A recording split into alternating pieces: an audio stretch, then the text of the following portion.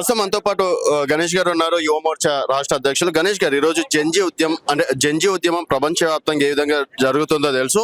అలాంటి పరిస్థితి భారతదేశానికి వచ్చే అవకాశం ఉందంటారా? సో భారతదేశ జంజీ గురించి ఏం చెప్తారు? భారతదేశంలో నుండి యువతను ఈ కాంగ్రెస్ పార్టీ వారి లోపల వేరే ఒక కార్యక్రమాన్ని రేకెత్తించి రోజు దేశంలో వినాశనానికి సృష్టిస్తా ఉన్నది. ఈ కాంగ్రెస్ పార్టీ ఉన్నప్పటి నుంచి ఇదే విధంగా వివరిస్తా ఉన్నది. ఈరోజు దేశంలో ఉన్నటువంటి యువత అందరూ కూడా ఒక మైండ్ సెట్ తో ఉన్నారు. ఈ రోజు దేశంలో ఉన్నటువంటి ప్రతి ఒక్క యువతకు నరేంద్ర మోడీ గారు గత 12 సంవత్సరాలుగా అభివృద్ధి కార్యక్రమాలు ఇస్తా ఉన్నారు.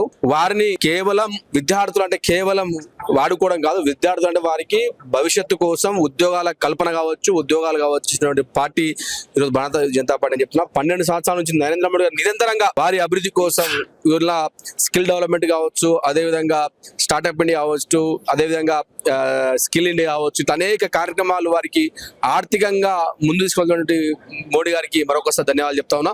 అదేవిధంగా గత 12 సంవత్సరాల నుంచి నరేంద్ర మోడీ గారు గ్రామీణ ప్రాంతంలో ఉన్నటువంటి విద్యార్థులకు ఖేలో ఇండియా ద్వారా, ఖేలో భారత్ ద్వారా వారికి ఆర్థికంగా సదుపాయం అందిస్తూ వారిని జాతీయ పరంగా అంతర్జాతీయ పరంగా వారికి ఏర్పాట్లు చేసినటువంటి వ్యక్తులు శ్రీ నరేంద్ర మోడీ గారు చెప్తా ఉన్నా.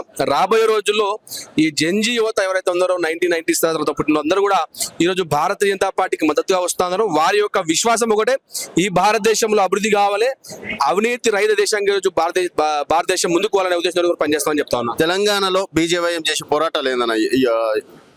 రాబోయే రోజుల్లో ఈ కాంగ్రెస్ పార్టీ ఏవైతే 6 గ్యారెంటీలు ఇచ్చిందో, ఒకవైపు నిరుద్యోగుల విషయంలో జాబ్ క్యాలెండర్ అని రేవంత్ రెడ్డి నిరుద్యోగులను మోసం చేయడం జరిగింది.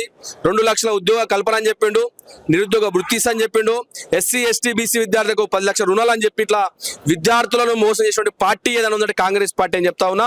ఆ రోజు ఇదే రాహుల్ గాంధీ రేవంత్ రెడ్డి నిరుద్యోగుల పక్షాన మేము వస్తాం, మీకోసం పనిచేస్తామని చెప్పి ఈరోజు అదే నిరుద్యోగుల పక్షాన పొమ్మంటే ఈరోజు సంవత్సరానికి 2 లక్షల ఉద్యోగాలంటే ఈరోజు రేవంత్ రెడ్డి ముఖం చాటేస్తా ఉన్నాడు. ఈ రేవంత్ రెడ్డి ఈ కాంగ్రెస్ పార్టీకి వ్యతిరేకంగా రాబోయే రోజుల్లో భారతీయ జనతా యువ మోర్చా ఆధ్వర్యంలో అది స్కాలర్షిప్లు కావచ్చు, ఫీజు రియంబర్స్మెంట్ కావచ్చు, ఉద్యోగాల కల్పన కావచ్చు, వారి కోసం కొట్లాడతాం, వారి యొక్క హక్కుల కోసం కొట్లాడతాం, వారి యొక్క ఉద్యోగాల కల్పన కోసం కొట్లాడతామని చెప్తా ఉన్నా. ఈ 5,000 పోస్టుల నుంచి 20,000 పోస్టులకు మద్దతు ఇస్తున్నారా నిరుద్యోగులకి?